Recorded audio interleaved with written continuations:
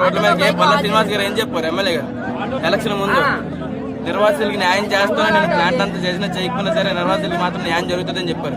ఈ రోజు ఏరే పల్లా శ్రీని గారు ఏరే రాజువాకలో ఏ నాయకుడైనా సరే, అది ఎమ్మెల్యే అవునే, అది కార్పొరేటర్లు అవునే, ఎవరైనా సరే ఫస్ట్ వాళ్ళు మాట్లాడే మాట ప్రతి నిర్వాసితుడికి న్యాయం చేసేస్తాను, ప్రతి నిర్వాసితుడికి బంగారు బాటలు వేసేస్తాను, ఇదే సొల్లు కబుర్లు చెప్పి ప్రతి నాయకుడు కూడా వస్తున్నారు.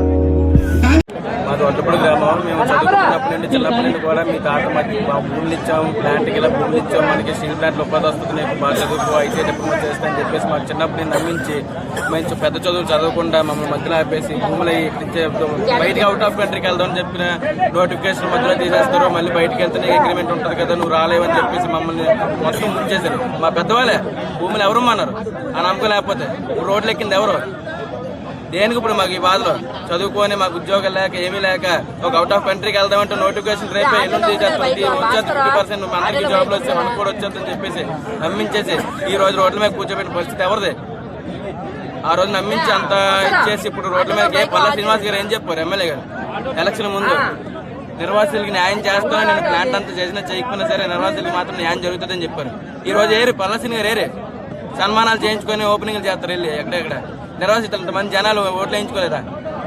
పల్లా శ్రీని గారు రేపు నేను ఆయన అడుగుతా, నేను ఇంకెవరిని అడిగినా నాకు ఓట్లు ఎలక్షన్ ముందు వచ్చి పల్లా శ్రీని గారే నాకు చెప్పారు ఏంటి నిర్వాసితులకి న్యాయం చేస్తాను, ప్లాంట్ అమ్మేసినా ఉన్నా పోయినా నిర్వాసితులకి న్యాయం చేస్తాను అన్నారు. మరి ఏరు ఈరోజు ఆయన పోలీసులు ఆయనే ఏది మీడియా కూడా రావడానికి ఇష్టపడలేదంటే ఆయన ఉన్నారు. ఈ రోజు ఏంటి మా పరిస్థితి ఏంటి? ఇప్పుడు చదువుకున్నాం, పెళ్లిళ్ళు చేసుకోవాల్సిన వయసు వచ్చింది, ఇంకా అక్కడ ఫారెన్ సిటీ ఎవడో శ్రీకాకుళంలో వచ్చి ఫారెన్ సిటీలో 80,000 సంపాదించుకుంటున్నాడు. మాకు ఇప్పుడు 10,000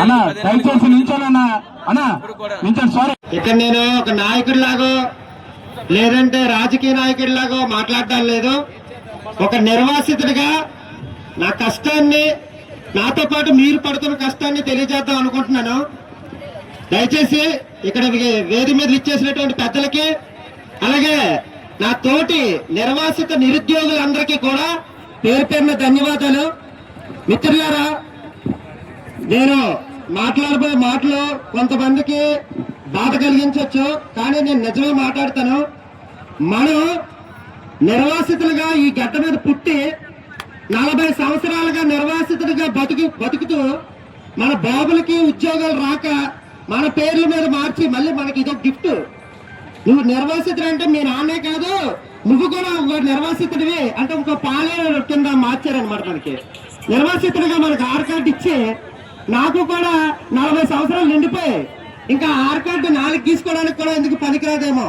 నెక్స్ట్ మళ్ళీ 3వ తరగతి నుంచి మళ్ళీ రేపు పొద్దున్న నా కొడుక్కి, అంటే నేను పడుతున్న మా నాన్న పడుతున్న బానిస బతుకు కాక, నేను పడుతున్న బానిస బతుకు కాక మళ్ళీ రేపు పొద్దున్న నా కొడుకు కూడా ఎలా జరుగుతుందంటే, మన గాజువాక నియోజకవర్గంలో ఒక నిర్వాసితుడు తన కన్న తల్లి లాంటి నిర్వాసితుడు తన కన్న తల్లి లాంటి భూమిని, తనకు అన్నం పెట్టే భూమిని నిర్వాసితుడు స్టీల్ ప్లాంట్ కి ఇచ్చి ఈ రోజు ఒక భిక్షాటన చేసుకునే ఒక భిక్షగాడిగా రోడ్డును పడిపోయే స్థితికి తీసుకొచ్చినటువంటి ఈ రాజకీయ నాయకులకి అయితే నేను సూటిగా ఒక సమాధానం చెప్పబోతున్నానన్నా.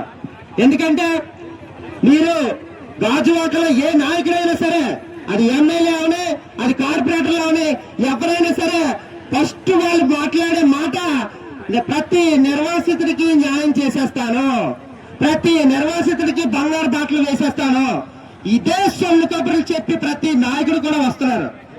కానీ ఏ ఒక్కరు కూడా నిర్వాసితుడికి న్యాయం చేయట్లేదు. ఎందుకో తెలుసా? నిర్వాసితుడికి పూర్తి న్యాయం చేస్తే మళ్ళీ వాళ్ళు ఓట్లు అడుక్కోవడానికి ఇంకొక కోరిక ఉండదు, ఇంకొక మాట లేదు. కాబట్టి దయచేసి మనం ఇదందరం కూడా గమనించాలి.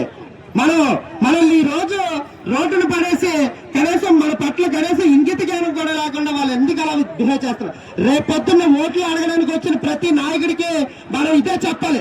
మనం హారతలు పెట్టాం, ఆ నాయకుడికి మనం హారతలు పెట్టాం, ఆ నాయకుడికి మనం ఓట్లు వేసాం, గెలిపించి ఈ రోజు మనకు న్యాయం చేకూరుస్తారని చూస్తే ఈ రోజు మనల్ని రోడ్డును పడేసి వాళ్ళు కనీసం మనం పట్టించుకోకుండా ఇదవుతున్నారు. మనం రేపు పొద్దున ఓట్లు అడగడానికి వచ్చిన నాయకులందరికీ కూడా మనం ఒకటే చెప్పాలి, బాబు మేము హారతలు పట్టి ఏ చేత్తడైతే హారతలు పట్టామో మాకు న్యాయం జరగకపోతే అదే చేత రాళ్ళు కొడతామని చెప్పి మనం అందరూ కూడా చాలా గట్టిగా చెప్పాలి. ఎందుకంటే ఇది నిర్వాసితుల సమస్య అంటే ఏదో చిన్న సమస్య కాదు, ఇది తరతరాలుగా వస్తున్నటువంటి సమస్య. ఈ సమస్యను తీర్చడం నువ్వు ఒక నాయకుడివే కాదు, నీ రిజైన్ చేసి నీ పార్టీకి రిజైన్ చేసి వెళ్ళి పడుకోమని చెప్పాలి. దయచేసి నిర్వాసితులందరూ కూడా ఇది గమనించాలి. ప్రతి నిర్వాసితుడు కూడా ఉద్యమ స్ఫూర్తి పెట్టాలి. ఎందుకంటే నిర్వాసితుడు కళ్ళు తెరిచి రోడ్డు ఎక్కితే గానీ ఇక్కడ పనులు జరగవు, ఇక్కడ నాయకులు మనతో చేయి కలిపి ముందుకు రారు. కాబట్టి దయచేసి నిర్వాసితులు అందరూ ఉద్యమంలో ఉద్యమించాలి. మన నిర్వాసితుల సత్తా పార్లమెంట్ దిశగా మాట్లాడుకునే విధంగా అందరూ వెళ్ళాలని మీ అందరినీ కూడా మనస్ఫూర్తిగా కోరుకుంటూ సెలవు తీసుకుంటున్నాను. ఎక్కడికి వెళ్ళి బతకాలి? మాకు ఎవరిస్తారు పనులు? మేము ఎవరిని అడుక్కోవాలి? కనీసం ఈ రోజు అడుక్కొని తిందామనే గాజువాక సెంటర్లో మనకు పర్మిషన్ అవ్వలేదు. భిక్షాటన కార్యక్రమం పెడదామన్నా సరే రాష్ట్ర ప్రభుత్వం మనకి మరి పోలీసు వాళ్ళు కూడా పర్మిషన్ ఇచ్చే సందర్భం లేదు. మనకేం చెప్తున్నారంటే మరి పండగ సీజను 5,000 మంది ఎవరికి పర్మిషన్ ఇవ్వలేదని చెప్పారు. ఓకే, సంతోషం. 5,000 మంది ఇవ్వకపోయినా మేము ఇక్కడ కూర్చొని మాట్లాడుకుంటామని కూడా అడిగితే రాత్రి 10:30, 11 వరకు కూడా ఇక్కడ కూర్చొని మాట్లాడడానికి కూడా చర్చించడం జరిగింది. అంటే మన సమస్యని మనం చెప్పుకోవడానికి కూడా ఈరోజు మరి రాష్ట్ర కేంద్ర ప్రభుత్వాలు కానీ పోలీస్ యంత్రాలు కానీ విజిలెన్స్ కూడా ఆలోచిస్తున్నాయి. మేము అందుకనే చెప్తున్నాం, మాకు ధర్నాలు చేయడానికి మాకేమి సరదా కాదు. మా భార్య పిల్లలు తీసుకొచ్చి రోడ్డు మీద కూర్చోబెట్టడం మాకు సరదా కాదు. మా సమస్య ఎప్పుడు క్లియర్ చేస్తావో నువ్వు చెప్పు. లేదనుకుంటే మరి భవిష్యత్తులో మరి 64 గ్రామాల నుండి నిర్వాసితులు తీసుకున్న నిర్ణయానికి దానికి బాధ్యులు రాష్ట్ర కేంద్ర ప్రభుత్వాలు వహించవలసి వస్తుందని సందర్భంగా తెలియజేస్తున్నాం. మనకు అభిమానం ఉండొచ్చు,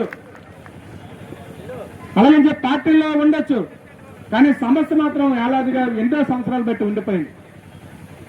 ఈ రోజు మరి స్టీల్ ప్లాంట్ చూస్తే ప్రైవేట్ వ్యక్తి చేతిలోకి వెళ్ళిపోతుంది. మరి భూమిని చూస్తే ప్రైవేట్ వ్యక్తులకి మరి ఇండస్ట్రీలకి ఎకరానికి రూపాయి చొప్పున ఇస్తున్నారు. ఎకరానికి 99 పైసలకి చొప్పున ఈ కోఆపరేటివ్ భూములన్నీ కూడా కట్టబెట్టేస్తున్నారు. మరి మా భూములేమో నువ్వెవరికో ఇచ్చేస్తానంటే ఎట్లా ఊరుకుంటావు? అందుకోసం నువ్వు మా దగ్గర తీసుకున్న భూమి ఇంకా ఖాళీగా ఉంది. నువ్వు సగం భూములోనే ఫ్యాక్టరీ కట్టావు, 13,000 ఎకరాల్లోనే ఈరోజు స్టీల్ ప్లాంట్ కట్టావు.